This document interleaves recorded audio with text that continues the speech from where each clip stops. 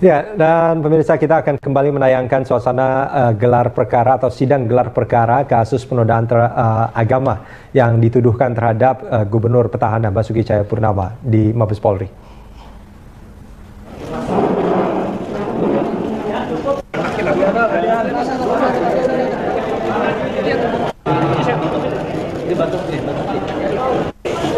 Ya, kamu lihat itu lihat tuh. Cepat saya juga. Ya, oke. Cukup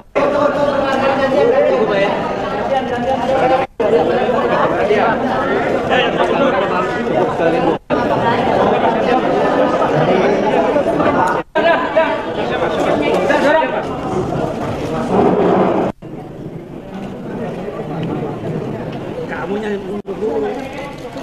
Ya, udah. Jangan macam-macam. Sebentar. Cukup Bapak sekalian. Oke. Cukup Pak ya. Ya, ini adalah suasana di ruang Rupatama beberapa saat lalu di mana sidang gelar perkara kasus penodaan agama yang dituduhkan terhadap Gubernur Petahana Basuki Cahayapurnama akan dilaksanakan. Ini adalah gambar beberapa saat lalu dan nampaknya saat ini sudah berlangsung sidang gelar perkaranya, karena memang sidang gelar perkara ini merupakan sidang gelar perkara yang terbatas atau terbuka tapi juga tertutup, karena hanya di awal saja wartawan diperbolehkan untuk mengambil suasana sidang. Sementara proses pengawasan akan dilakukan secara kelembagaan, baik dari internal maupun eksternal. Di antaranya dari internal ada Divisi Propam dan juga Irwasum, dan dari eksternal ada Kompolnas dan juga Ombudsman yang menyaksikan jalannya gelar perkara ini. Gelar perkara ini juga nanti akan menjadi penentu apakah kasus penodaan agama itu memang betul-betul terjadi dengan tersangka tertentu atau kasus ini akan dihentikan.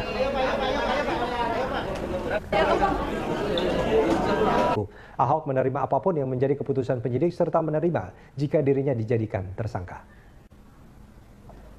Ahok menegaskan dirinya tidak mungkin menistakan agama. Ahok juga tetap yakin dirinya tidak bersalah terkait pidato kontroversial Surat Al-Maidah ayat 51.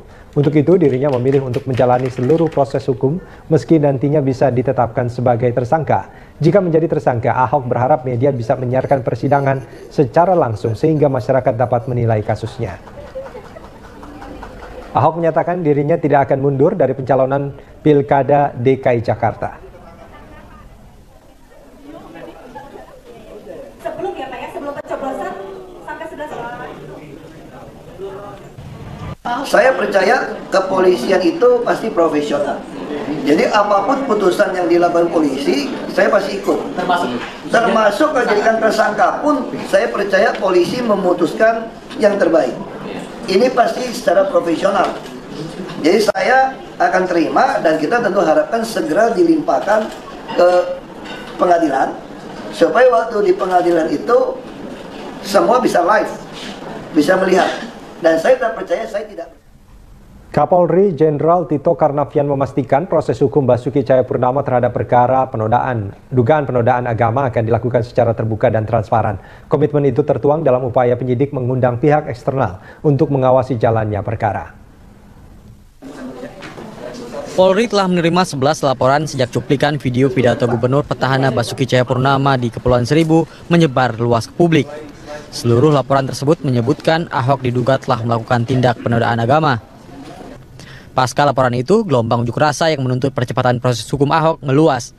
Puncaknya, sejumlah elemen masyarakat berunjuk rasa di kawasan Istana Jumat 4 November 2016. Unjuk rasa itu berujung ricuh. Tercatat 21 kendaraan baik milik TNI, Polri ataupun umum dirusak dan ada 3 kendaraan yang dibakar. Sementara itu, demonstran yang mengalami luka berjumlah 250 orang. Sebanyak 100 orang di luar demonstran juga mengalami luka, terdiri dari 79 personel Polri, 15 masyarakat umum, 5 personel TNI, dan 1 personel pemadam kebakaran. Meski ricuh, perwakilan demonstran sempat berdialog dengan Wapres Yusuf Kala. Kedua pihak bersepakat proses hukum atas Basuki dipercepat. Tapi kita menyesalkan kejadian Mbak Daisa yang seharusnya sudah bubar tetapi menjadi rusuh. Dan ini kita lihat telah ditunggangi oleh aktor-aktor politik yang memanfaatkan situasi. Presiden Joko Widodo menuding ada aktor politik yang menunggangi aksi unjuk rasa itu. Presiden pun harus segera turun tangan untuk mempercepat pengusutan kasus Ahok. Usai bertemu dengan Kapolri Tito Karnavian Minggu malam kemarin, Presiden memerintahkan Kapolri untuk mengusut kasus Ahok secara transparan. Termasuk gelar perkara bisa disiarkan secara langsung melalui televisi. Sebetulnya, menurut Kapolri, proses gelar perkara yang terbuka ini tidak lazim dilakukan oleh kepolisian. Namun demi transparansi, Kapolri harus menjalankan proses hukum Ahok secara terbuka. Publik saat ini menunggu hasil akhir dari proses pengusutan kasus dugaan penistaan agama oleh Ahok. Dan apapun hasilnya, publik harus menerima sebab hukum.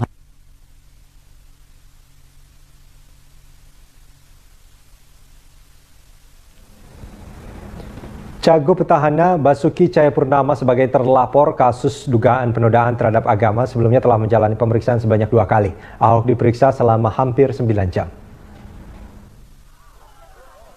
Untuk kali kedua, Cagup Petahana Basuki Cahayapurnama menjalani pemeriksaan kasus dugaan penistaan agama. Kasus ini berawal dari pernyataan Ahok di Kepulauan Seribu pada 27 September lalu. Ada yang unik dari pernyataan Ketua Tim Kuasa Hukum Ahok. Selain menyampaikan bahwa Ahok menjawab 22 pertanyaan dengan baik, kuasa hukum juga menyebutkan nama lengkap 4 penyelidik yang melakukan pemeriksaan. Pak Ahok atau Insinyur Basuki Cahayapurnama memenuhi panggilan Mabes Polri untuk dimintai keterangan terkait dengan peristiwa tanggal 27 September di Kepulauan Seribu. Nah, kita pemeriksaan dilakukan 9 jam, tentu dengan hampir 22 pertanyaan, ditambah pemeriksaan terdahulu, itu 18 pertanyaan, sehingga jumlahnya 40 pertanyaan. Ada beberapa penyidik yang saya kira hari ini melakukan pemeriksaan kepada diri Pak Basuki Cahayapurnama. Pertama adalah Kombes Ari Adiputra, kemudian Pak Suwando Nainggolan, Pak Juhandi Raharjo, dan Pak Suparna. Dan pemeriksaan ini berjalan lancar. Pak Ahok bisa menjawab dengan baik sesuai dengan pertanyaan-pertanyaan yang disampaikan dalam pemeriksaan. Sementara Ahok sangat irit bicara dan mengaku lapar usai diperiksa. Saya kira tadi sudah jelas, ya, jadi isi sudah jelas semua. Kalau mau tahu yang lain, ya silakan tanya kepada penyidik. Ya, terima kasih. Saya udah mau pulang, udah lapar nih. Terima kasih. Sejak awal Presiden Joko Widodo telah memerintahkan jalannya kasus dugaan penistaan agama bersifat transparan. Hal itu juga kembali ditekankan oleh Jokowi Senin pagi. Ya, saya sudah perintahkan kepada Kapolri agar pemeriksaannya terbuka. Tetapi kita harus juga lihat apakah ada aturan hukum, undang-undang yang memperbolehkan atau tidak. Kalau boleh, saya minta kemarin untuk dibuka, terbuka, biar nggak ada sakwasangka. Jika proses penyelidikan rampung, Kapolri Jenderal Tito Karnavian berjanji akan melakukan gelar perkara kasus dugaan penistaan agama secara terbuka. Tim Liputan Berita 1. Ya, dan pemirsa, kita akan kembali menayangkan suasana gelar perkara atau sidang gelar perkara kasus penodaan agama yang dituduhkan terhadap Gubernur Petahana Basuki Cahayapurnama di Mabes Polri.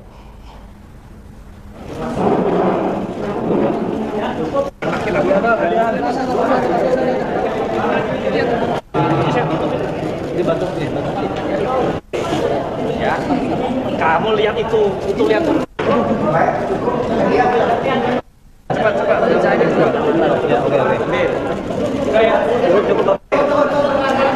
Cukup ya.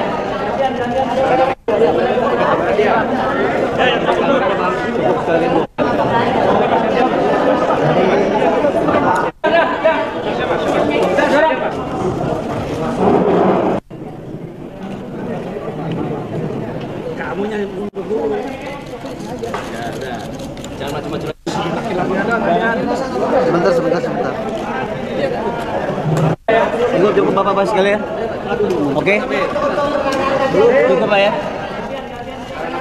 Ya, ini adalah suasana di ruang Rupatama beberapa saat lalu di mana sidang gelar perkara kasus penodaan agama yang dituduhkan terhadap Gubernur petahana Basuki Cahayapurnama akan dilaksanakan. Ini adalah gambar beberapa saat lalu dan nampaknya saat ini sudah berlangsung sidang gelar perkaranya karena memang sidang gelar perkara ini merupakan sidang gelar perkara yang terbatas atau terbuka tapi juga tertutup karena hanya di awal saja wartawan diperbolehkan untuk mengambil suasana sidang. Sementara proses pengawasan akan dilakukan secara kelembagaan baik dari internal maupun eksternal. Di antaranya dari internal ada divisi Propam dan juga Irwasum, dan dari eksternal ada Kompolnas dan juga Ombudsman yang menyaksikan jalannya gelar perkara ini. Gelar perkara ini juga nanti akan menjadi penentu apakah kasus penodaan agama itu memang betul-betul terjadi dengan tersangka tertentu atau kasus ini akan dihentikan.